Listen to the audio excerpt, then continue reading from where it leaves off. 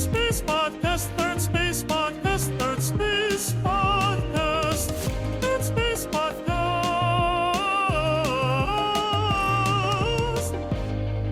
Hello and welcome to the Third Space Podcast, episode number 68, The Elimination Button, Part 2, Electric Boogaloo. That's right, the Mind Your Morals classic, The Elimination Button, returns for another round.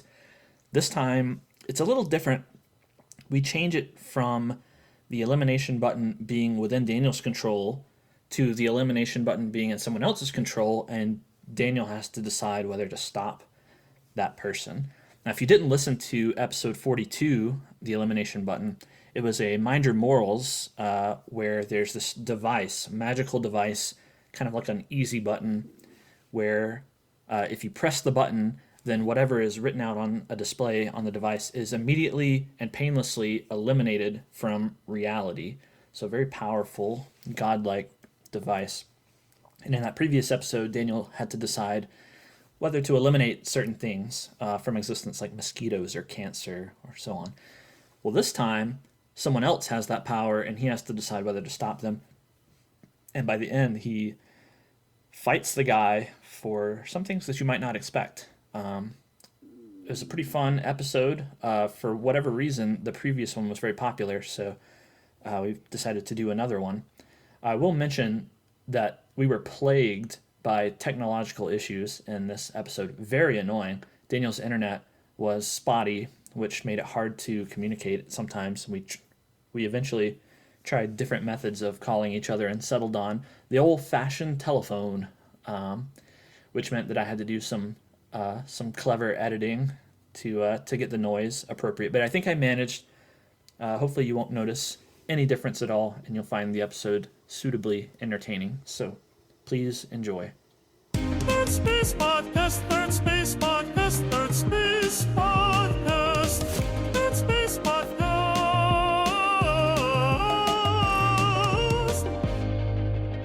Bennett is a person, and No. Stop. We're done with the jingles. We got AI. I don't know. It just kind of came out. You're a naturally jingly person. I think I'm just, Sometimes my you jingle have to DNA repress. is interwoven. You have to repress the jingles every now and then. I'm sad you don't just, I am musically inclined. I know. actually believe that, although I play no instruments and I find myself humming all the time, or No talent. Don't play any talent, instruments. No I rhythm. put no effort into sharpening the skill, yet I am fundamentally musical. Right. Actually, my theory is that we as a species are fundamentally musical. Oh, no. That's nonsense. And life is a dance, No, that's ridiculous. Enjoy it. That's preposterous. Fundamentally musical. What a nonsense romantic notion. I don't know. Well, we're not fundamentally linguistic. Words aren't like. We're more fundamentally linguistic than we are musical. I'd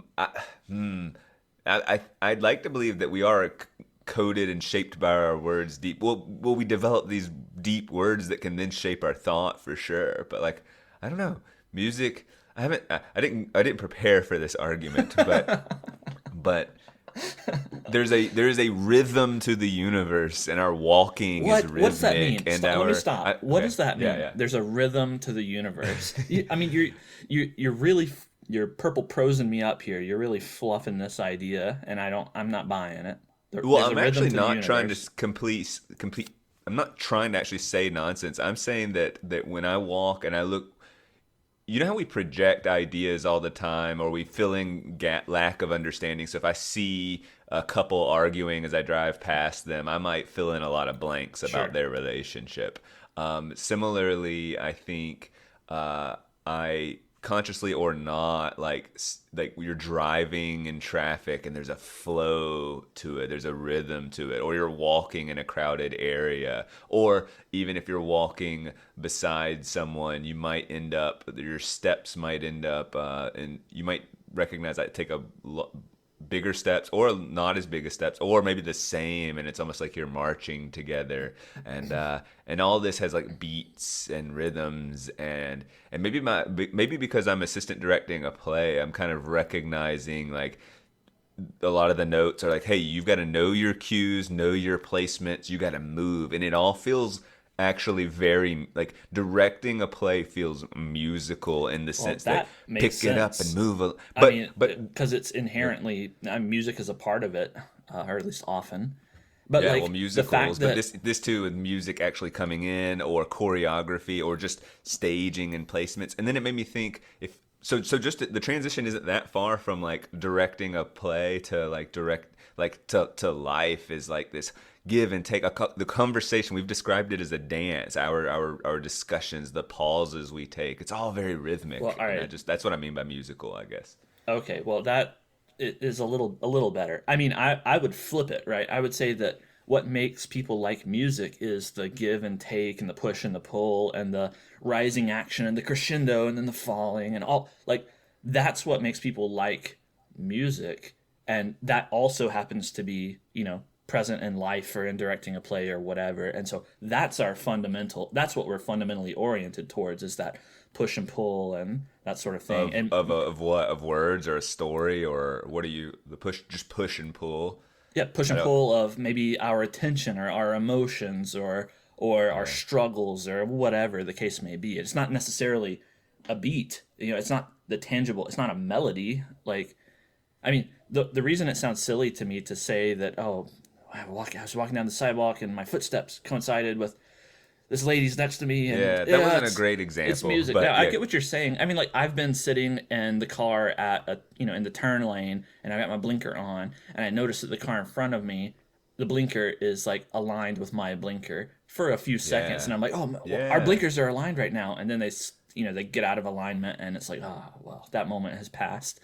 But that's not music. Like, taking steps on the sidewalk, that's not music. Like, birds chirping, even rhythmically, isn't music. And so I don't know, I find think that it's notion... music. It's just not great music or it's the beginning of music, the hum of the universe, the melody of our essence. No, Jesus, just shut up. The push and pull of you making these ridiculous claims and me complaining about them. All right, we gotta move along. I got something for us to talk about today. Okay. And I just want to know before we start the same thing that I always ask: how moral are you feeling today? Very moral. Very moral. That's what I wanted to hear, because you're gonna need it for Mind Your Morals. And today I've actually got a very special Mind Your Morals.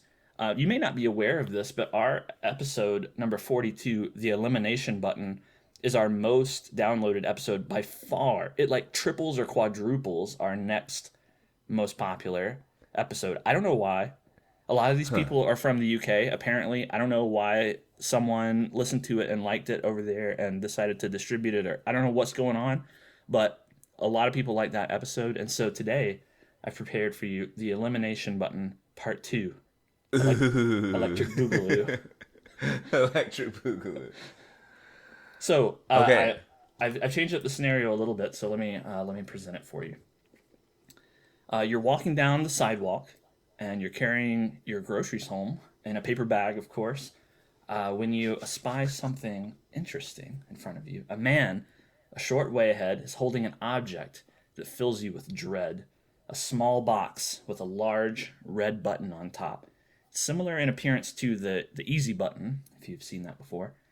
Yeah. Beneath the button is a small display that currently reads the words, "A random convicted murderer," on it.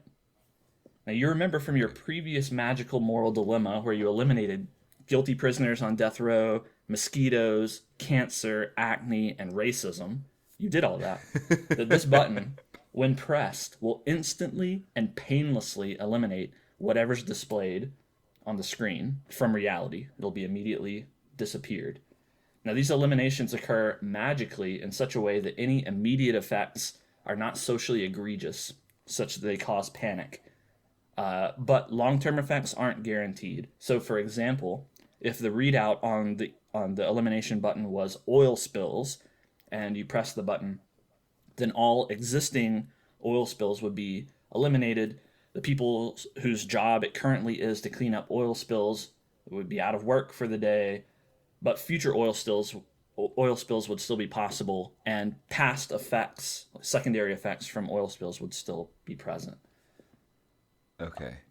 So it's like a current cleaning of the slate. Yes, and you, as last time, you'll have to grant me a little bit of leeway with the magic, because this is a magical device, and so we'll have to decide in some instances how it plays out in reality. And that's why your point is that there's not a, oh my God, all oil spills are magically gone on the headlines, and people are going, how did this happen? That's not part of this thought experiment. That's not part of it. We have to imagine that the universe magically reorganizes itself to make the elimination that you did not not disastrous immediately, but there are still effects. You still do have to think about the moral ramifications of what you did. So that's kind of the setup. That's the rules. This other man on the sidewalk holding the elimination button, looks at it curiously, and then he seems to understand its purpose. Maybe my voice whispered in his ear the rules of the button.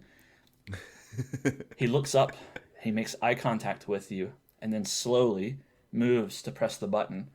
Are you justified as just a passerby holding your groceries? Are you justified in taking violent action to prevent him from pressing the button? Remember, the display at this moment is a random convicted murderer. You know what? I'm feeling a little bold with my morals today, a little bit different. And maybe it's the fact that I slept longer than usual. The weather's turning cool and in just the right way. Yeah. Time to eliminate some stuff, baby. I didn't anticipate the twist. I thought I was going to be offered the button, but he's going to press it. And I'm tired. There's part of me, like, being moral is tiring, really trying. And sometimes I think your morality and your conscience and your gut, your intuition, those are all sort of intertwined. And I was going to go as far as saying, almost like eliminating a convicted murderer. And for the sake of this, can we say that they did in fact murder? Is that Sure. that they did murder? There's no chance of their innocence, or at least within. Yes, we can say that. And I am so exhausted by my own morality, which is okay. I accept that burden, and we should be both burdened, and it should be hard work. Moral morality should be hard work. But I get tired of, like, my tendency is to want to tell you I'm not going to play the role of God and interfere, or even someone who I think might deserve death privately. I got to think about the greater ramifications of society. And you've even given me a little more permission that now it's like, why would I stop someone from making their own decision? Because I on some level, I'm okay, and particularly in this headspace I'm in right now, is like, screw you, murderers. Not only would I let him press the button, I might just, like, if he was hesitant, I might just whisper, do it, Yeah. Like there is a real part of me, and I mean this, like, is a murderer. Sure. And they are convicted, and they took someone's life. Mm-hmm. They had no respect for that. And if you're going to be that egregious as a human being, and there's so many human beings, I'm done with it. I'm done with you. You're done. Let them press the button. Honestly, if I get deeper and this was a real situation, I'd start sweating, and that probably just be more on the side of caution of But really, man, I'm tired of being like Mr. Thoughtful, and if I kind of eliminate some of my tendency to be cautious, I'm like, I'm letting the dude press the button, and I almost want to let the dude press the button thoughtfully too, to just see, like, was that so bad? Is the world really worse off with a murderer gone eliminated from reality? Yeah, and they're not tortured and stuff. It's just Sure. that they their violation was so egregious, and here now we're not gonna like spend tons of money figuring out what to do. Like we're relieving a system, and this human might be in their own personal hell. If they have a conscience, they're feeling guilty. If they don't have a conscience, I see them like my fear of them is greater. So either way, I'm like, maybe them being relieved of their humanity in a magical way is, Right. not cruel to them either. So net positive, letting them press the button. All right. So I wasn't quite sure how you would respond, and I have a number of these examples. I think you could ask me on a different day, and I'd feel different. Honestly, I feel bad. That's not how morality should work. But I'm telling you, I'm feeling a little spicy today. So. That's good. That's good. I like it. I respect the spice. Can we ask? Are we going to go through your answers too on each one? Or are you just going to listen to me for a while and then kind of collectively? No, I can tell mine. We can see if we're aligned. Yeah, I would. Does my spice you up too? Does it make you feel a little spicy morally? I'm always morally spicy. Here are the moral strings attached in a situation like this. Firstly, you're a bystander here, right? And so, like, in the same way that you're familiar with the bystander effect, where yes, if someone's stabbing someone on the street and there are 10 people around, no one will intervene, even though everyone thinks they should intervene. There's a dilution of responsibility. That's part of it, and so you have to think about, okay, this is not an event that concerns me, but how morally egregious does it have to be in order for me to involve myself? And then there's an additional component. You have to take violent action against this person, right? So you have to like punch them or whatever. We can consider the different levels of violence that you could inflict on this guy, all the way up to like killing him, right? Yeah. So that's doing the stabbing, or are you doing the pressing button guy? You as the grocery carrying person seeing the button presser, he's about to press the button. I could just say stop, man. Hey, I don't know. He's not going to. But I mean, we'll get to some examples where like you almost certainly must have to stop him from pressing the button. And so it would be as if he was holding a gun to the head of many people, and you have to immediately do what you're going to do to stop him, right? And so there's that moral component of the violence, and then there's the moral component of what actually happens when the button is pressed. So that it's a much more complex situation than before. So there's more to think through. But in this instance, I agree with you. I would be okay with saying, this is none of my business. Even if I wouldn't press the button on the convicted murderer, this doesn't reach the level for me to take violent action against this other guy to prevent him from doing it. So I'm below the bystander effect threshold for this one. And if I was holding the button, I would probably press it too in the same spicy manner. So, all right. Yes, we're on the same page. Cool. So in the last episode, I had the feature of the elimination button where you shake it like a magic 8-ball and the display changes. But given the setup in this one, we're not going to be able to do that easily unless maybe you walk further down the sidewalk and another man is holding another elimination button. But this is what's interesting. The same man's holding the button, and he has you said it was a digital display, or that's what I pictured. Yeah, what was it? Sure. Yeah, digital display. So all right. So imagine that. This situation lives in a separate timeline or something. But now instead of reading on the display, a random convicted murderer, it reads your own name, Daniel, on the display, and he's locked eyes with you. His hand is, moving towards the button. Well, are you justified? Oh, I'm stopping him with everything I've got. Okay. This one, I think that you're setting up the parameters here yes. and so yeah, I'm risking my life. Duh, of course I'm risking my life, and I'm stopping him with everything I've got, and yeah. There's just no doubt. There's not much to say really. I'll just leave it at that. Yeah, it's an easy one. It's definitely a boundary case, and I totally agree. Like this would be as if he were, about to shoot you or something. You would have to try to stop him. So. Yeah. All right. Yeah. Well, what if on the display it's not your name, it's my name, Bennett? I'm on the display. I don't think I'm being maybe this is not a braggy thing. I'd really like to believe that I'm treating it exactly like, oh, this is a person I care about and love, and I'm not even differentiating from myself, honestly. I do mean that, and man, I'm such a good guy. I guess you're so moral. Whenever I think about it. Yeah, I mean, but I do mean it. Like, well, I'm of just course. doing the same thing. Like again, like we just have a bunch of weird sci-fi layers on top, but it's as if he had a gun to my head and.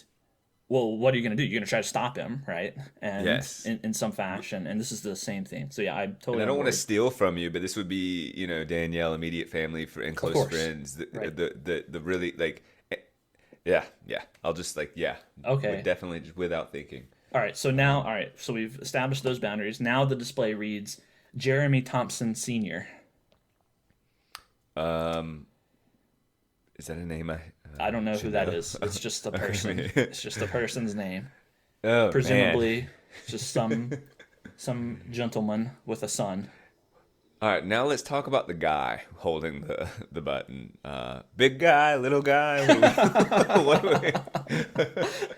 What is he equipped with? What's he?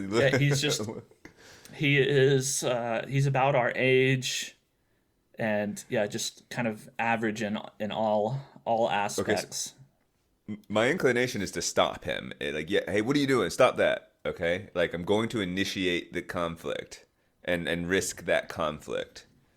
Like, don't press the button, man. And so this is where I guess I need you to guide me. Is he going, no, man, I'm pressing the button in 10 seconds or something? Like, why is he hell-bent on pressing this button? No, he's not. In all these scenarios? He's not hell-bent necessarily. He's never had any experience with the elimination button before, like you have. But he doesn't quite believe what'll happen. He seems to have some inkling of what will happen, but not so sure. He wants to press the button. Like, he's definitely leaning in that way. And maybe he's not like really going for it, but you would have some work to do to convince him without taking violent action to not press the button. This is where my persuasion and immediate, like, I need to dissuade him and convince him and say, hey, man, hey, before you press that button, listen, we need to talk. I've been there. My name's Daniel, and I had access to this button before. And I need him to, like, see me as human. Really, I'm trying to quickly get him to see me as human and see that I understand his situation. And then, prove to him that it is indeed real, would be my sort of that. And so, yeah, I would try to stop him. And I said, like we got to consider, like, and hopefully I've convinced him that it's real and that, so we're in a good faith discussion at this point. And he's like, but I want to press the button, presumably. And I'm like, and even after believing it's all real and I've convinced him, if he still wants to press the button, then I just have some moral arguing to do with him. And then at some point, if he's like, no, I'm about to press it. Let's say I give him my most eloquent and articulate argument for not pressing the button, and he's still like, nah, man, I'm gonna press it. Screw Jeremy Thompson Sr. And then the question is like, do I tackle him or stop? I guess. And I think at this point, there's a lot of information that would be gathered through my discussion with him. Because I would get this idea of how off his rocker he is. I would be sizing him up the whole time physically, seeing if he has, weapons and what is this scenario if it comes to it. But I do think I would get physical to stop him. Okay. I don't think Jeremy Thompson Sr. deserves this. I don't know enough, and so I'm going to err on the side of like human life. Presumably just a dude who's on average like not a murderer and got some life left to live. So you don't know anything about this guy. I know. So like, is it worth saving your fellow man? Is the question, kind of. Yeah, you've determined yes. Is what? Like the potential violence? Yes. Yeah. If it's like, it just is. It's like worth taking a punch or a scratch, or I mean, I guess it could escalate to something worse. But yeah, I'm gonna take a punch for a stranger's life, like pretty easily. Yeah. Okay. Yeah, I think we're on the same page. I would, Mr. Thompson, if you're out there, I got your back, man. Yeah. All right. If that's a listener, they'd be like, what the heck? What's going on? This guy in the UK that's been distributing the episode. Oh, bloody hell. How did he know? That's my best British accent. All right. Okay, so we got some boundaries set up. Now imagine instead the display reads pedophiles. So pedophiles. My thing is I would not press the button individually. There's too much gray area. Some are worthy of death, some are not. Some I'd be okay with being gone. Like, how are they? I don't know. So it's just too much gray area. The question becomes, how hard would I work to stop the man from pressing the button? So I would do my very best to stop him, but in terms of like making the argument. But let's say I just didn't convince him and he's like, I'm pressing the button anyway. Would I intervene physically? And this is what it's like. You're asking me how much conviction do I have toward the elimination of pedophiles? If I'm going to argue something, am I willing to actually put some stakes? You know, are there physical stakes? I don't know. Not always. So I think I would argue. And I think I'd really say you really ought not to do this, man. And then if he was gonna say no, I will get violent if you try and stop me. I think I don't know. I mean, this is all pedophiles. This is like a lot. Maybe there's a couple worth defending in there. I'm almost. This is a weird thing to say, but almost certainly there's a few worth defending. So think about this. Like, yeah, this is all pedophiles. The population of Earth is 8 billion people or whatever. There's no indication that this is convicted pedophiles who have taken any action or what. So the definition is a little nebulous about who we're actually talking about. And like, you have to imagine that this could be, I mean, it's certainly millions of people, right? Across the entire globe. I guess so. I don't know. And you have to imagine that some of these people, they're not outed or whatever. These could be people in positions of power or important, politicians. It could be, the president of certain countries. It could be it could be a number of different people. And by eliminating them, you could throw the world into chaos. Not immediately because of the magic, but before long, this is going to have super huge effects on things. And so, even though pedophiles are not good people, and there's some moral ill there, you have to think that by eliminating them all, you might actually be perpetrating a greater moral negative. It's possible anyway. And like you say, too, like there's, we don't, in the United States anyway, we don't have capital punishment for pedophilia. That's, we don't kill people for that. If you have, child pornography or distributed or whatever, then you go to jail, and you should go to jail, but we don't execute those people. And you could argue that the punishment should be more severe, but we don't do that. And so it would be, at least as our legal system has determined it, this guy pressing the button would be an injustice. It would be an excessive act. Certainly, and I had an interesting thought when you said all of the people who are not outed as pedophiles disappearing, and that in positions of power, and how that could be really disruptive to the order of things. Maybe you were making the case of the negative effects, but maybe like a sort of moral cleansing is going to be disruptive and cause medium to short to medium to potentially long term devastation, and like I'm willing to crack some systems or dismantle some things in the name of, like, if we need to reset morally. So there is some interesting play. I'm a little bit willing to. I think I agree with what I just said. Break a few legs to make an omelet, as they say. Yeah, break a few legs to break an omelet. I think I am willing to take some risks if the system is like foundationally, or at least some of the players in that system are corrupt, and losing them would cause some chaos, like, okay, then so be it. But so I don't know that convinces me as much as, like you said, I don't know, just the nebulous nature of this all, of what, because I don't want to get into, oh, does this count as pedophilia sort of discussion, and we get granular Sure. about who is and who isn't. But uh, also just the idea of, they are doing something atrocious, but they are not killing people. They're not eliminating life. So and they are, I don't know, I actually don't know. I feel like if you murder people, and especially serial killers, there's something sociopathic or fundamentally twisted about humanity. And I think I'd argue the same thing, that your humanity's twisted if you're a pedophile, but in a different way. Like, you still might have just deeply, to me, serial killers are devoid of something human. There's something absent that is our humanity. Whereas I don't think that's the case with pedophiles. I think it's just something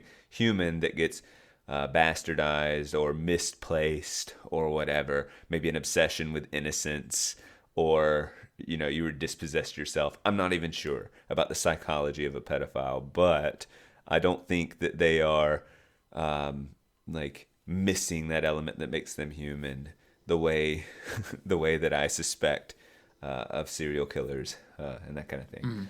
So I guess, I mean, I guess I would try to stop them. I'd try to stop them and maybe risk some physical.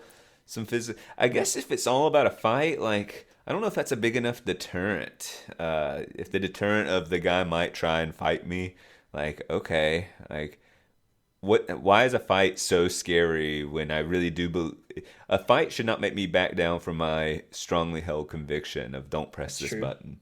So, but like my life, if he pulls out a gun, or if he, like, you don't know. There's just a lot of, like, you're escalating. You're taking it to another level, right? Certainly. I am definitely escalating. What about you? I agree with you. I came to the same conclusions after thinking about it. Like, these are, you would be eliminating a lot of bad people, but you just don't know, and there could be knock-on effects that you can't predict. And do they deserve death? Is there some again, I don't want to get into the weeds on what counts as pedophilia, and I don't mean to laugh. That's what it's just so. Like, anyway, I basically came to the same conclusion as you did. So all right. All right, we'll move along to the next one. All right, totally different arena here. Instead of pedophiles, it says the moon. The moon. Okay. Well, this is not Daniel Does Science, but I know that the moon has tides, or not has tides, it impacts our tide system. So it's more than just a cool thing in the sky. I actually don't know how important the moon is to our sort of, I mean, I get that it's in our gravitational pull, and I get that we probably did or mark calendar stuff. I have no idea what the elimination of our moon would do. I'm sure it would affect tides, but it just doesn't seem like that's a huge deal. But that's probably me speaking from absolute ignorance, and tides are a huge deal that would affect all of our ecosystem. So I have this vague sense that it's very important for reasons that I don't know. Like, there seems to be a precarious balance to the musicality of the universe. And so I just threw in musicality, but I know. It just seems that there is a harmony, though, to the universe, and to our positioning in it, and that would be the moon seems not insignificant. So the elimination of it could, like, honestly, you could say to me, honestly, it wouldn't do that much. It'd be a slight tide shift, and we'd lose like 3 animals, and we'd have to we'd have to, our bays might like taken it a little bit, like vacation industry is impacted in some areas. That'd be the minimum answer, is that like, you know, some of our docks would need to be rebuilt. And then, or you could tell me that it would destroy the entire planet, and I would believe either of those answers, to be honest. So if it was the docks and the bays, and the fishing industry was thrown into had to make some chaos, adjustments, some significant adjustments, but it is something that could overcome. Would you intervene if it was that at that level? I'm gonna intervene with all these and go, hey man, you probably shouldn't press that. But I don't know that I would push too hard if it were that. I'd be like, hey, you understand? This is gonna be a pain in the butt for a lot of people. All right then. Yeah. I don't know. This was an interesting one because again, I don't know all of the effects that would happen, but yet you're right that the moon is the source of our tidal variation, which I imagine affects our weather patterns significantly and the ecosystem. And would it be apocalyptic if the moon were to be eliminated from reality? I don't think so. I think humanity would survive, but I don't know how bad it would get, And so I'm just imagining the layman even trying to answer that question. What do I Google? How important is the moon? And then I just have a feeling you'd get lots of like Vox or like the stuff that would just say the moon is very important, and like I don't know. I just think you would just get green energy messaging. That's what I think would happen if I searched for it. Yeah, anyway. I mean you would definitely mess up like moths and some bats or something, nocturnal animals that use the moon. Yeah.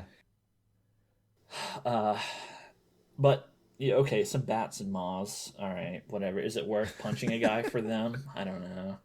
I mean, all right. Ultimately, I think I intervene in this one in the same way that kind of similar to pedophiles. Really, like there's some nebulous stuff going on here. It would probably be better for this drastic action not to be taken, and I'm gonna try to stop. I'm gonna try to stop him. Yeah. Yeah. And I really, honestly, not knowing if it could be disastrous and it could be fairly small, but even like all of bats and moths, they're worthy of something. Like, no, I'm not going to let you just destroy like, all the moths and bats. Just, yeah. Like, I'll take a punch for you bats, Yeah. All right. I mean, so we're giving him a hard time. We are. We're really stopping him a lot now. I wonder. Well, you didn't stop him for the convicted murderer. Maybe we'll have some more like that. So, all right. The moon. We're trying to save the moon. Imagine now instead that the display says all left arms. Everyone's left arm. I mean, I think there is a lot of important work that can only be done with two arms. Probably operating a lot of machinery. Obviously, we could adjust and amend machinery to be operated. Imagine our productivity. I wonder how much it would ebb with the sudden elimination of the left arm.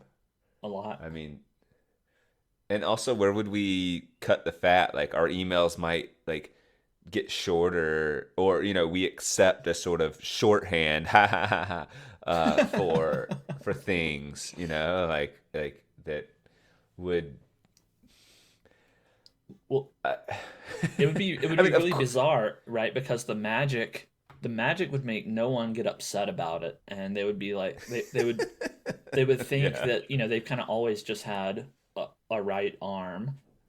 But then their homes, like you would have a keyboard which is unwieldy. Yeah, you would have your car has the steering wheel and the gear shifter thing, and all these devices that are made assuming people have video two game arms. Controllers. They just don't seem quite right. What's going on here? Like I can't control this. My Xbox controller. Why do they make it this way? It's not ergonomic. Yeah, it would and we would have a bunch of tools that are very difficult to use. the confusion of eating a steak. You'd be like, how did I, man, How do I eat this why? thing? Yeah. Um, that's significant. And yeah, the panic of the lost arm is not there. But I just feel like there'd be a lot of wrecks on it because I feel like you can drive a Oh car yeah. one-handed pretty easily, even. But I just feel like the number of wrecks, especially in the short term, would be astronomical. Like they would just go Yeah. up massively. It might even weirdly balance out to you cannot, if you have one hand, you cannot text and drive. So Mm. weirdly, what if the wrecks went down in the long term Oh because no wow. one's even Weird. attempting to text, no one's even Yeah. attempted to be distracted. Well, there you go. You Yeah. can save. He's trying to save lives. Um, yeah. But as far as the thought experiment, of course I'm jumping in. Like this is massive, massive shifting of societal functionality in ways that Hmm. even I mean we just pondered some, but I bet we haven't even scratched the surface Oh of. well, I know that you really love music, and this eliminates many instruments, right? That you have to play with two hands. So Yeah, the yeah. quality of Or piano like, music, takes a nosedive. No more guitar. Like do lots of you things think are we gone. do you think we look at the guitar and we're baffled why we made it that way with our two hand, with our one hand, one arm, and so we just still try to have this string plucking instrument. I imagine that we would just Yeah, revamp it somehow. I don't know. I don't know what we'll it would just look like. play one chord, and that's all. Right. Right. Uh, I just it's so strange. Yeah. Yeah. all right, yeah, I agree. I agree. I would stop the guy uh from eliminating all left arms. That would be I feel like I'm giving you almost unfortunate. boring answers of yes, I'm No, gonna no, fight this guy over all of these, but we'll see. no, no. I've got some more interesting I ones. have to. It was yeah. Well, all right. Here, maybe this is one I don't know. All right, stolen goods. All stolen goods. Anything that's been stolen. Okay. I'm just conceptualizing that for a moment. All things that have been stolen that are not in the possession of the rightful owner Yes, disappear. yes. Ooh. Okay. I my knee jerk is to like this, and it orients toward justice in my by my estimation. Like that pressing orients the world toward a more just place. Um, and yet the fallout could be, I guess, these sort of Robin Hood scenarios where like medical equipment are saving some kids' lives, and I would not justify it on morally on paper by saying I don't know how often like pirates are going in and stealing medical equipment for needy kids or anything, but No, like no, I don't think that often. I, I don't think that often, so I don't think that's worth elevating in my mind. I'm trying to think of other good scenarios where people have things they need that were stolen, and when I say need, I don't mean you know I'm not gonna fight very hard on this one. I don't think. I'm gonna think, yay, be cautious. There are ripple effects you might not have considered, but if you've really considered it, but so I might say something to him. In fact, I would say something. All of these are worth discussing. Like, hey, man, just want you to know, my name's Daniel. I've been in this scenario. Have you heard of the Third Space podcast? Did you happen to listen to episode number 42? And so, yeah, what is the fallout of pressing a button in which all the stolen items of the world are gone? I Because I mean, kind of like the crook not getting their way. But I yeah, of mean, course. of course, when they steal something and then sell it, they get their money, and then the person who bought it might not know, so they bought something in good faith. Do you know what I mean? Like I think that's Right. the order of operations that things tend to be. So a lot of items that you bought in good faith might disappear. It'd be weird to see what disappeared of yours, Yeah, yeah, yeah. um, and be like, oh, I Yeah. didn't realize these. Yeah. Yeah, I So think so the magic helps us out and papers over, a lot of things, right? Like if your phonograph, unbeknownst to you, had been stolen I'm not. before Yeah. you bought it, and then it disappears, the magic would, it wouldn't make you go, whoa, where did my phonograph go? Right, But right. it would I just didn't not, lose something. yeah, it would just not be there, and whatever. And so I think that would be, if that panic was there, that might be reason not What? the chaos would be, but that's not there. Where I would get a little bit uncertain is like there are things being eliminated from reality, right? And I don't know what all has been stolen. Is there anything of value? Like, like, even though these products, these items have been stolen, they are still, useful. They're contributing to our economy or our, our well-being in some fashion.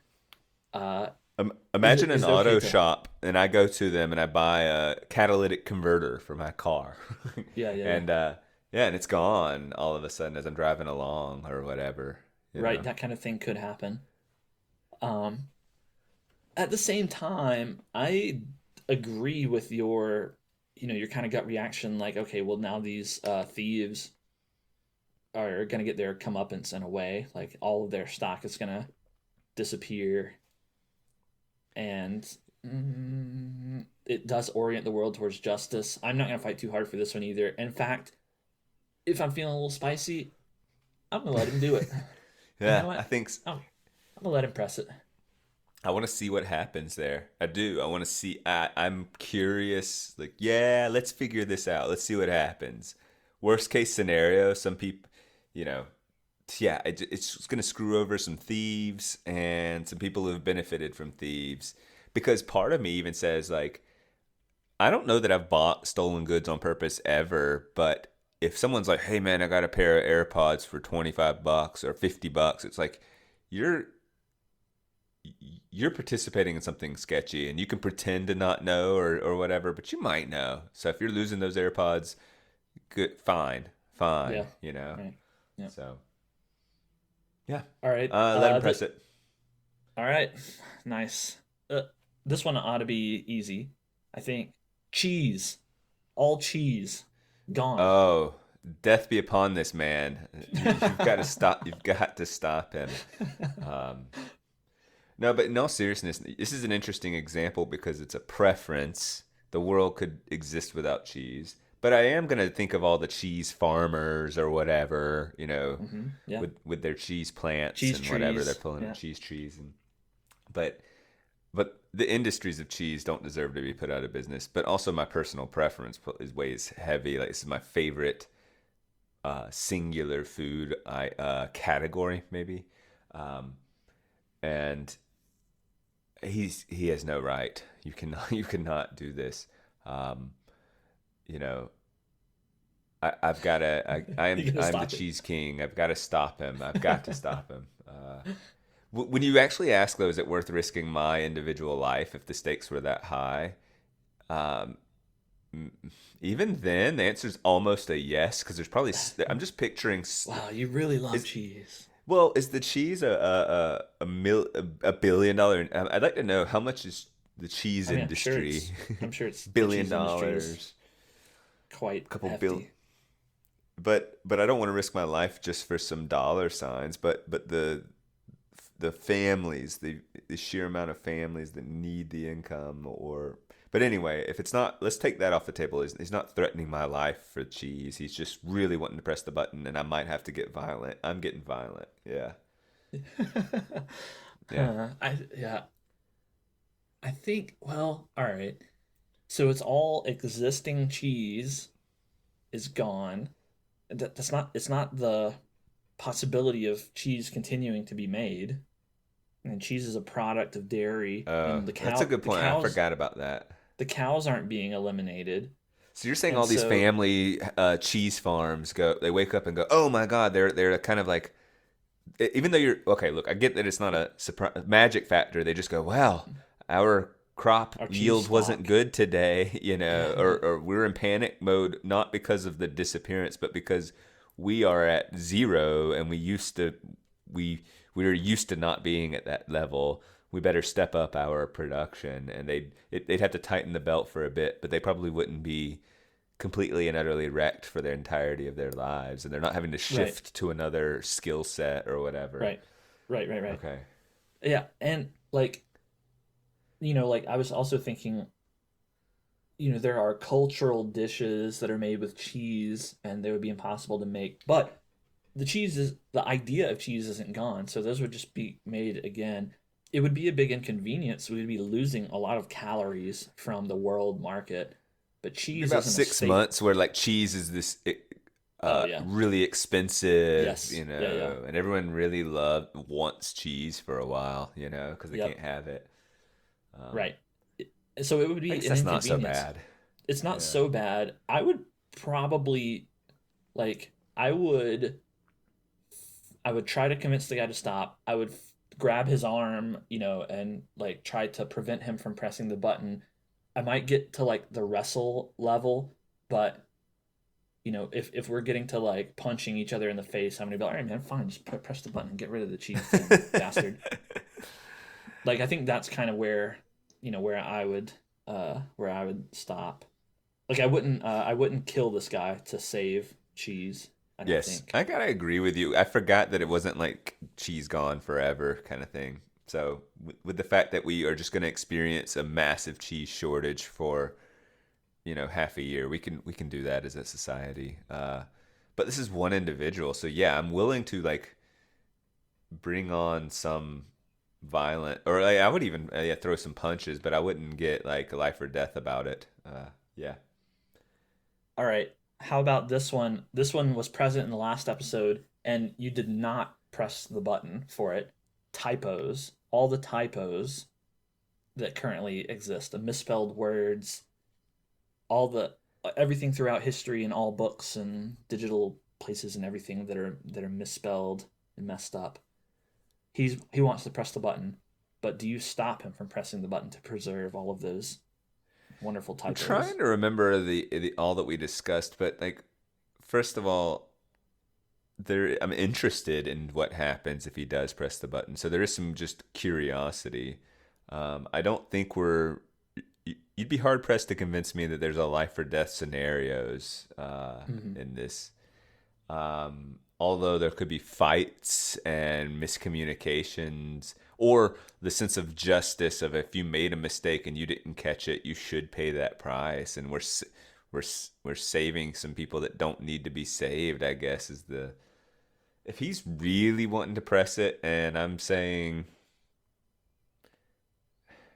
I'm not going to put too much of a fight up because I'm just curious what happens. Can you refresh my memory on what you recall? Like, what's your take on, like, Yeah, what's your take? I mean, we said previously that knee jerk seems like it would be a good thing, right? To make all of our writings pristine. But Yes. I argued that there's some information held in typos that it's actually history, right? It would be strange for all the writings of humanity up to, October of 2023 to be pristine, and then all of a sudden we seemingly get really dumb and start having typos present Yeah. everywhere.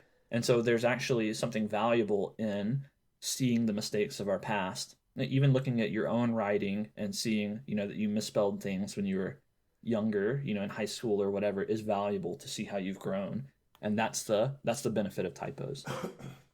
There really is. I mean, I recall, I think it was the word hilarious that either you or I would Yeah. misspell. And Yeah. we were like 17 or so, like online, typing the word, that's hilarious, HAL, I think. Right. Ha ha Um, ha. Hilarious.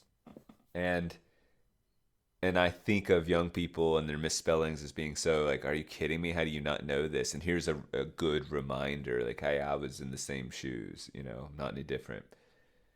So, but like, also,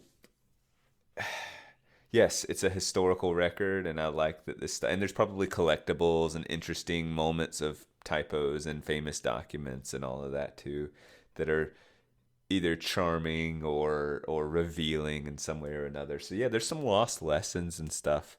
I'd also like to see how the correction of those things. I guess because of the magic principle, the relationships don't shift. It's just that if you went back and looked, it would all be cleaned up, Right. Yep. Yep. But the ideas themselves are not polished. Just the communication of those ideas are Yes. corrected. So if it's a Yes. poorly communicated idea, it remains intact. Yep. So if this guy's hell bent on it, I'd say, hey, I disagree with you, but I could be wrong here. So I just kind of lean toward not pressing the button. But if someone else is like gonna do it and they're in control, I'm not gonna exert my will to stop them. Yeah, I think I agree. This is like it was a border case initially, but yeah, I don't think I care enough to, punch this guy to stop him to save typos. Yeah. So you'd Um, argue with him, but you'd just leave it at that. yeah, I don't even think, I think a lot of people might even disagree with my argument and think, it's not that big of a deal. I just And don't think so, it's that big of a deal, even though you've convinced me yeah, it's enough not. to I don't think let the it's that. world be. Yeah, I don't think it's Yeah. that big of a deal either. But it's enough that if I were holding the button, it would influence my decision, but Yeah. barely. So Yeah. okay, marijuana, the old Mary Joe. This one's interesting because I'm fairly like I don't think it's that harmful on the scale of bad things for you. Things that make you not sober. You could even argue that it's in the good end of a negative. I'm gonna put. Let me back up. I think sobriety is something to be holy in one's life. That we ought to Hmm. be clear and lucid.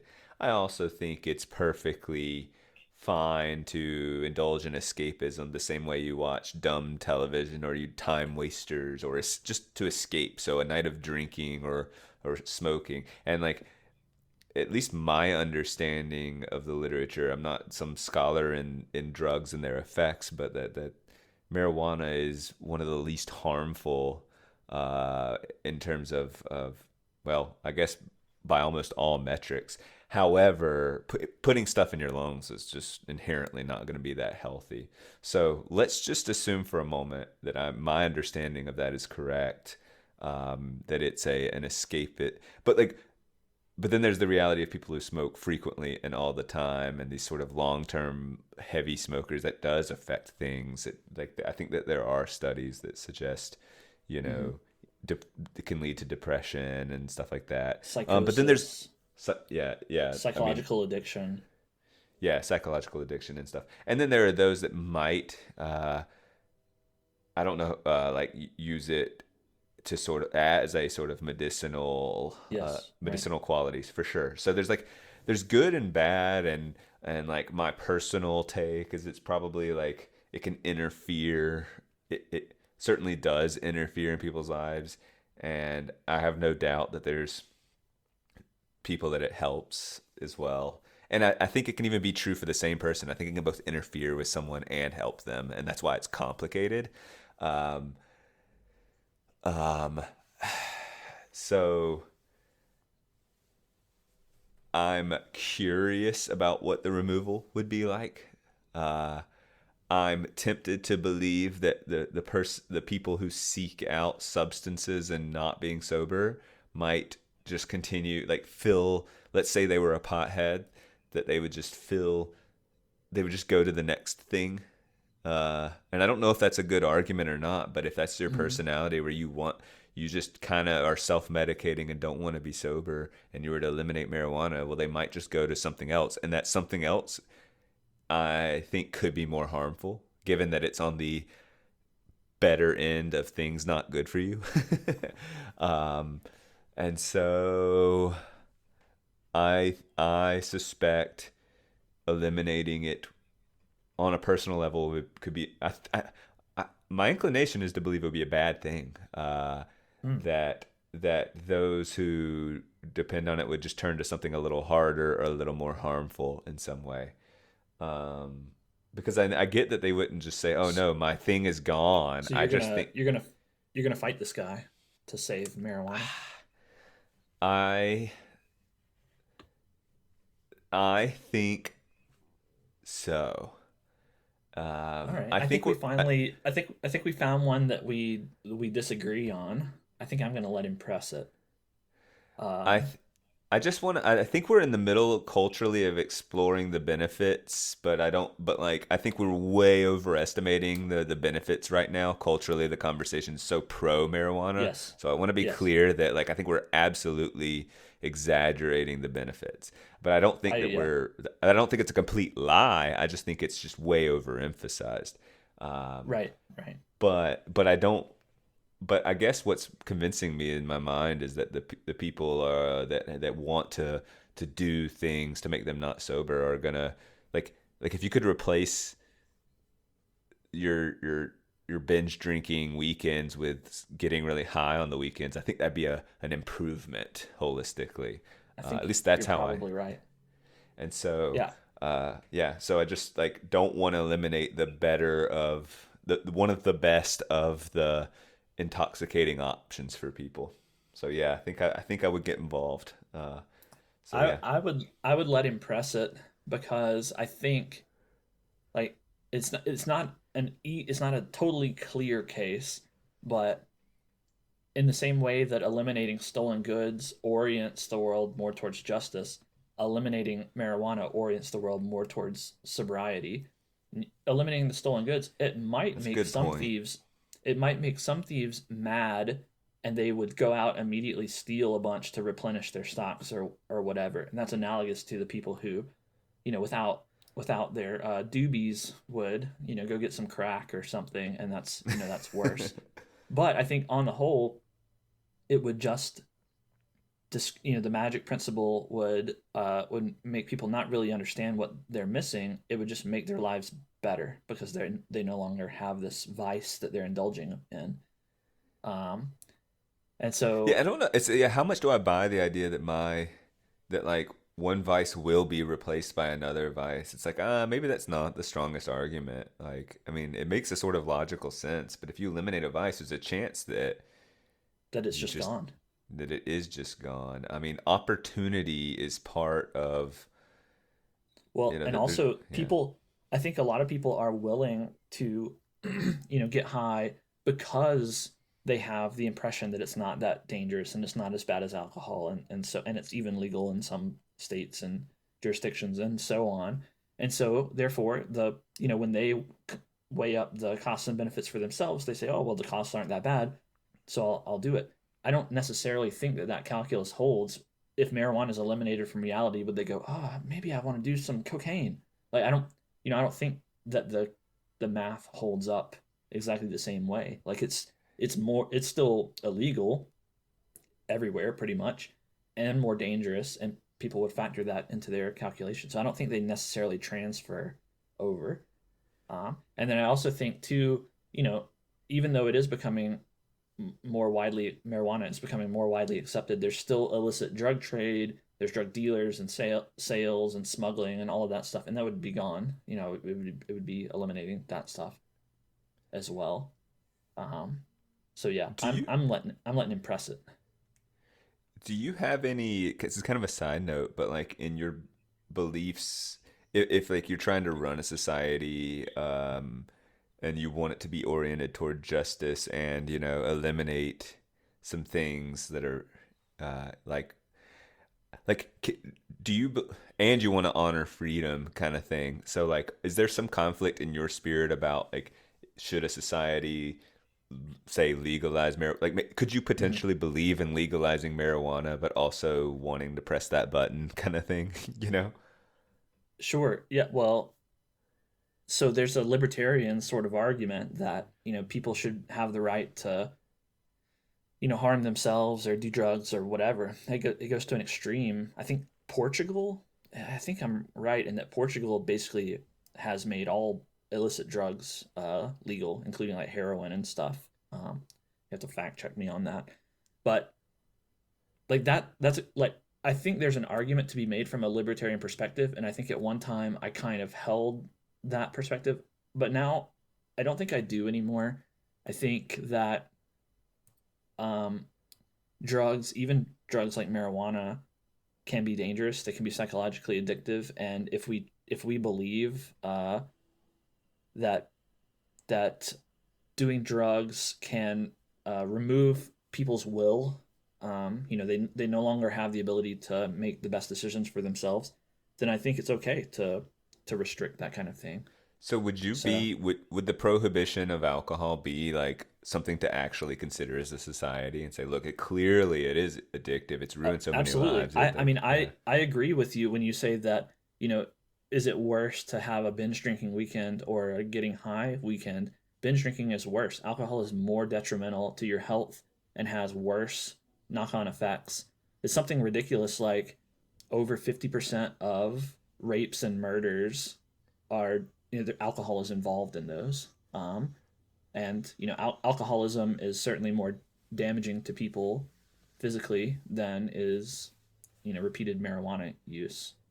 Is it So just a alcohol, simple cat's out of the bag kind of thing, and that prohibition doesn't work very that's what well? it We've is. already tried that. So That's right. There's no going back. Like we've made alcohol a cultural institution and it's widely available, and there's no going back from that. And unfortunately, because that precedent has been set, now people are going, well, marijuana's not as bad, so we can legalize that too. And but I don't think that's adequate justification. yeah, just because we messed up somewhere else doesn't mean we need to mess up all the slightly less the other areas that maybe we currently have correct, but we should just mess it up too because we messed up on a bigger issue somewhere else. It was Right. poorly worded, but yeah. Yes. But yeah, yeah. Yeah, I guess I All just right. don't have settled ideas about drugs and where and their role in society and where I think we should stop or allow. I just man, I don't yeah, I'm very unsettled in that area. Yeah, I mean, ultimately, like you make a good point about like medicinal benefits and CBD oil, and there are some positives that come from marijuana, but I think the negatives outweigh that, and so I'm gonna let him press the button. Yeah. I've got a number of them left, but we are going a little long, so I'm gonna try to narrow these down and pick maybe two or Let's three do it. more, and then we'll try to wrap up. Let's get it to 3 and I'll try and be a more succinct in my answers. Let's see, which ones do I pick from these? Or why don't we just try to rapid fire them? Okay, let's Um, rapid fire them. if you find one particularly interesting, then we can dig in a little bit. But let's just try to rapid fire these things. All weapons inside the North Korean border. Inside the North Korean border. Um my inclination is to just say, yeah, they're such a pain in the ass. Um, there are some like, well, maybe I want them to have some weapons to rebel, like, because like, there's got to be people in there wanting to rebel. But overall, them being weaponless and them being just obscure instead of like let them press the button. Like, let's see what happens, because it ain't gonna be that bad for internationally, and it might hurt a few people that are already living in hell. So what is their hell minus a few guns? So yeah, we need them to not have stuff. Yeah, press it, buddy. Yeah. If all the weapons in North Korea were eliminated, then maybe the countries against North Korea, namely South Korea, might attack North Korea and it might start a war. But it would be a war that's over pretty quick if they had no weapons. But maybe China would get involved. Anyway, there's some geopolitics that might get kicked off. But ultimately, I agree with you. North Korea is basically the pariah of the world. They also have a lot of arms, and to eliminate those would be a benefit. So I'm letting him press it. I'm willing to see what happens. Yep. Um, all garbage in landfills. Ooh. I mean, I get that there's some industry there, but it would just be eliminated, and so and we still have garbage coming about, and so for them to be emptied and we be rid, I think this is a net positive, probably very clearly a net positive. So I would encourage him like to press it is what I think. Like, what is the I think downfall of like emptying those out, but still having those institutions in place and still having more garbage to come? This is going to be a great relief. Yeah. yeah, I think you're right. I couldn't think of many reasons to save the garbage, except that like maybe in the distant future, our it is mass we're eliminating from the earth. Maybe it gets compressed like fossils and turned into fuel or something. I don't know. I couldn't come up with anything. I definitely think this is a positive to eliminate. So I'd definitely let him press it. Yeah. All Qurans, the holy book of Islam. Ooh. I mean, we should treat a sacred text for a culture with some degree of, I mean, like seriousness. Um, I haven't read the Quran, so I don't know how many like how much wisdom does it contain? If the idea of religions are sort of distilled wisdom, but also hard to ignore some the extremism that has come out of this particular religion, and I think we're so far absent. Okay, let's just say it's not a debate and that there is just a lot of extremism in Islam, um, like Islamic fundamentalism. But there's a lot of arguments that those cases are just bastardized distortions of the text, and then there's the debate of whether or not it's taken directly from the text. If it's gone all of a sudden, I think this is an example of humanity being corrupt anyway, and that they're gonna exercise their corruption and justify it however they want anyway. I don't think it's really the text. It's giving them some form of permission and giving them some form of power, but I think that they're gonna remain in power whether the text is there or not. So I don't think the elimination of the text doesn't mean all of a sudden, all of these extremist groups are like in chaos. No, they're gonna operate just the same. I think eliminating it does actually very little. But I also don't think like I guess I'm just indifferent toward the elimination of it. I'm trying to think of the collective bodies that people already have, the sort of allegories, the people that follow the religion and stuff, and I think the idea of Allah doesn't go away with the elimination of the text overnight. They're just like, oh wait, where did I get these ideas? And you Right. know, Someone in all the billions of Muslims would start writing down their ideas and verses that they've memorized, yeah, right? yeah. And the book would probably be reconstituted, not perfectly, but the ideas would be Would they be seen as a preserved. prophet? Whoever's kind of like, oh, where did I get these ideas? I have them though, or do they Hmm, like? I guess I don't know. would they be would Magic. they be a modern prophet, and would they be Uh, Probably anyway? not. I don't think so. I think the magic. Well, I don't know how it will work. We would we would have to get into the weeds on the magic, I think. So without getting into those weeds, I think I'm largely indifferent. So I would not press the button myself. If the guy was hell bent on it, I'd say I don't think this does anything, hardly at all. Hmm. And so I'd like not put up much of a fight, but not because of yeah, just because I think it's sort of like pressing it and nothing happening would be my guess. Would you do the same? Would your response be the same if it was Bibles? I think so. Give me a second to think that through. Um, because all the good, the bad, the ugly, the great, I think I don't think the knowledge of the text goes away with the pressing of the button. Just the copies disappear, but it does get reconstituted. And I don't think those who are deeply devout and religious and are doing much different with it. Like I think the good are still doing good, the bad are still doing bad. So yeah, I just don't think much changes. Yeah, I don't know what would. What about you? Do you think much changes? Do you think?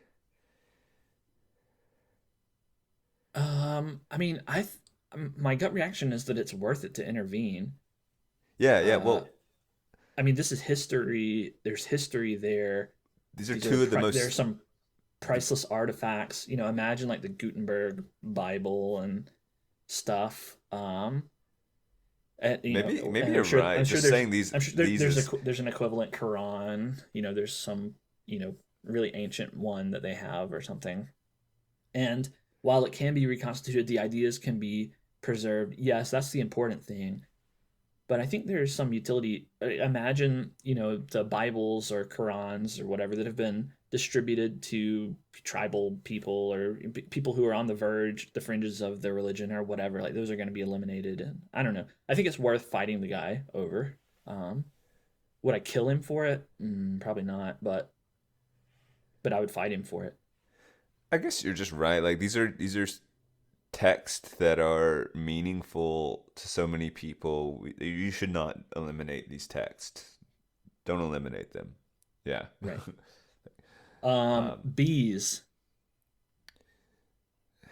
where did I read that like bees and their sort of patterns can have massive ripple effects because and that might happen because of their search for pollen or something. So I have this inflated idea of the importance of their role in our ecosystem.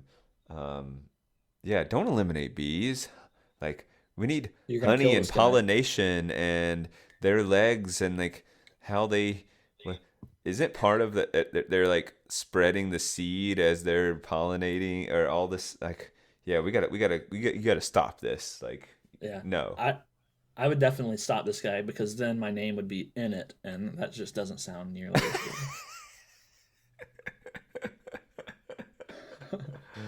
Oh, that's Yeah, no, dumb. I think I ultimately agree with you. I've heard the same thing that bees are like vital, and if bees were gone, then we all die. I think that's probably exaggerated. There are other pollinators, so I kind of think that's propaganda. But at the same time, they are valuable, so I think I would fight the guy for bees, even though I personally I'm not fond of bees. Well, good for Glitter, you taking one for the team. Glitter, press the glitter, button, man. press Press it. it. I don't need I'm it. I'm ta- I'm tackling the guy and then taking the button and pressing it just in case he were to change his mind. Yeah, what we don't need it, you know. I've heard that these it's weird. I heard this random fact that like there are no like glitter companies are actually just shredding they're shredding materials first. Like they're a company based on shredding material. That's just what they do Mhm. is that and then glitter's like their side gig anyway because they have all this shredded Gosh. stuff. Because it's not like they're taking sheets of Right, whatever, right. shredding them up and then no, they're just like buying they're like charging They're people buying the to take waste. stuff off yeah, and then they're Yeah. turning it into glitter. So they're like it's a nice recycling thing, but screw you because it's recycled into something that's damaging us all. Horrible. Yeah. Absolutely horrible. One of the worst things Because that like the only exists. thing you So could say is you're robbing kids of some projects. Like, nah, they'll be fine with their macaroni and their popsicle sticks. They'll be fine. I mean, Glitter is just no. this is the kind of thing where if this guy was the guardian of the elimination button and his only job was to prevent people from pressing it, I would fight him to press the button. Yeah. Yeah, glitter is one of your enemies, Oh yeah. The glitter cyclists, like these are two of the ultimate evils. Pickles, mustard, All right, glitters, and glitter and cyclists. mustard, pickles, of course. Yeah, right. Those are the four. Those are like the four horsemen of Bennett's existence. The music of Third Eye Blind. Oh. Oh, I really like Third Eye Blind. Why does he want to press that button so bad? he's just Um, curious. he's just curious of what that actually means. No, you're not He pressing that he button, man. he likes what's that other band that Three they kind Doors of had a Down. rival? Is that Maybe what it's called? Three Doors is Down? that their rival band? Three Doors Yeah, I Down. think so. It's 3 a.m. and I must be lonely. Whoever sings that. Yeah. All right. I don't know if Three Doors Down is the name of them or not. No, you're So not pressing the button, and I'm stopping him. And so, yeah. Did I? Yeah. Yeah. I think, well, that doesn't surprise me. I would say, oh, you really, come on, man. My friend really likes Third Eye Blind. Please don't press it. And that's about the extent. That's as far as I go. I mean, I mean, how they're I so like Third Eye Blind too. There a few of their songs are on my 5-star playlist. they're core to '90s pop music. Other than that, they haven't been very relevant. But I like their music as they continue. And he shouldn't. There's a lot of joy in fans. I'd fight a guy for all of Third Eye Blind's fandom and music. You know. Yeah. So yeah. Um, all recordings of borders between countries. Oh man, I think the chaos that could ensue, even if they just because all these wars that led to this agreement, you've now undone. And so, yeah, the next day, people aren't going to be like, wait, where am I? They would just go, all the friction would instantly come back. I think, like, not instantly, but within days, I think it'd be like, hey, I'm building this here. No, you're not. Like, wait a second. How do Yeah, we know? And then you have to fight again. And to yeah, reestablish all the borders of the world, all the bloodshed that would come from that, like, this is a huge deal. And, like, you have to stop it. yeah. I totally agree. Nuclear warheads. I like the idea of this not being here. Like, I kind of, my knee jerk is press the button. Like, I don't want humanity to have a self destruct button essentially. And and like have we created weapons too powerful? And let's just say for a second that is nuclear warheads are like just a little too powerful, and it's uncomfortable that they exist. It's uncomfortable that we can destroy ourselves.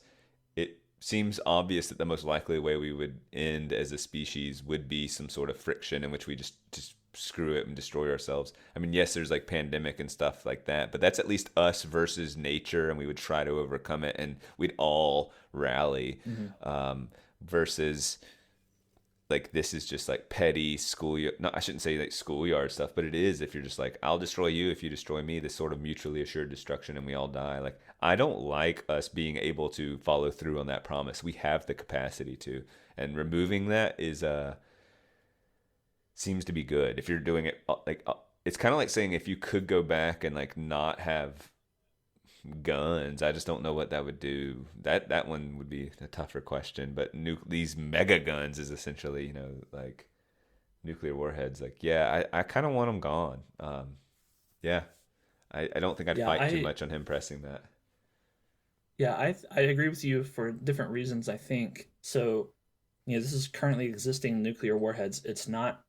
Oh, It doesn't. It yeah, doesn't. It the doesn't mean that future ones can't be made. We still have the technology and the knowledge. However, essentially, what this does is it brings us all back to the same starting point. Like, historically, like Russia has the most nuclear warheads, and I think the United States has the second most, and then there are some others that are far, far behind us. And if we think about who is now best positioned to replenish their stock, well, it's certainly us, right? Us more than Russia. And so by wiping the slate clean, we, as an American, it increases our uh advantage it's national or it's an yeah, advantage. international It's an advantage. advantage. Yeah, it's an Uh, international advantage for the United States. yeah, I kind of answered I that think. question poorly, given that yeah, you're right. It's not like I keep forgetting the future or everything kind of holds knowledge wise. So yeah, for the same Yeah. reasons you said, then like still just press it. Then I mean, go America. Yeah.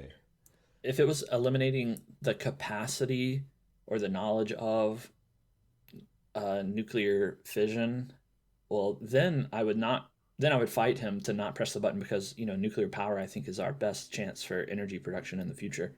Um, and but you can't have one without the other. Unfortunately, if you have the That's what I was ability gonna to ask. yeah, But if you have the yeah. ability to generate electricity, then you know how it works and you can make a bomb from it. So, um, all right, last one: elimination buttons. All Oh. elimination buttons are eliminated. um. Yeah. Yeah. Let's eliminate those elimination Let's buttons. get rid of them. Yeah, because there's just too many variables. We're too stupid to really understand the ripple effects. The spider effect could like for anything. And so let's just like I think time travel was invented and then destroyed kind of thing. Yeah, Um, yeah, you that's your know, conspiracy theory. yeah, yeah. Because like we Um, realized how w- bad it was, or like how detrimental and how this is not going to do anything good for us. So we had to, and so humanity has been saved, and same with the elimination buttons. think about this though. If you could, if this was the only elimination button in existence, it holds immense moral power, for good and bad. And if you could fight this guy and take possession of the elimination button, then you guarantee you have control of that immense moral power. You could choose Yeah. not to use it, or you could choose to use it for good. Conceivably, you could do something great like eliminate, mosquitoes or whatever. You could use it as a great force for good, and all you have to do is fight this guy for I it. don't. I this might trigger like Bennett's disgust factor. I don't know, but like I don't want that moral weight. I don't like the idea of being in control, like making decisions, moral decisions that have implications for all of humanity, because I just don't feel like I'm not confident enough in my morality to make a decision for all of humanity. Or I'm just simply, maybe it's not that I'm not confident, I'm just simply not smart enough to compute those ripple effects accurately. Like my single brain can't do it. And maybe Surely there are though, single brains that can. surely though, there is something. I mean, you've taken in our conversations in our episodes about the elimination button, you've taken the stance that you would press it sometimes. And so, like, surely, this has the capability. You shake it like a magic 8 ball, and a new thing pops up. You're not forced to press the button at each time. If you were in possession of this button, you could just shake it until there was one you were pretty confident in. Yeah. Oh man, I hate it so. I hate the existence so much though. Like because then Yeah, I like you would rather things just take their course. yeah, but I don't want to do it, Bennett. Like leave me alone, you know? Like I don't want to make Sometimes decisions for humanity. sometimes it's hard to be a hero. Yeah, I am I saying that? Am I basically saying I don't want to be a hero? Like, I don't know what I'm saying, but am I saying anything too ridiculous to you, or do you kind of see where I'm No, coming no, from? It's no. like I mean, I certainly understand. Like it's a like you said at the very beginning, it's a burden it is a to have. massive burden. It's a huge burden, and so it calls your convictions into question. Yeah, I'm But weak, there's so much man. opportunity. There's so much opportunity there for good. So it's very tempting, intentionally so. It's just like it's so tempting. It's like, yeah, how much do you want to play God is sort of where it gets to me in my brain. I'm like, I don't want to play God. I'm not God, you know. So yeah. That's it. That's the end. That's all the Okay. ones that I thought of. Did you like the twist? Did the twist make it more interesting or more annoyingly complex? I both. Yeah, I think so I too. I liked, yeah, yeah. I mean, like this guy, like, and how much he's threatening, whatever. I don't know. I liked that there was a diffusion of the responsibility. That's an interest. Like, it was worth exploring for sure. Yeah. All right. Do do do do do Okay. do. The Bye. end. Eliminated. Eliminate.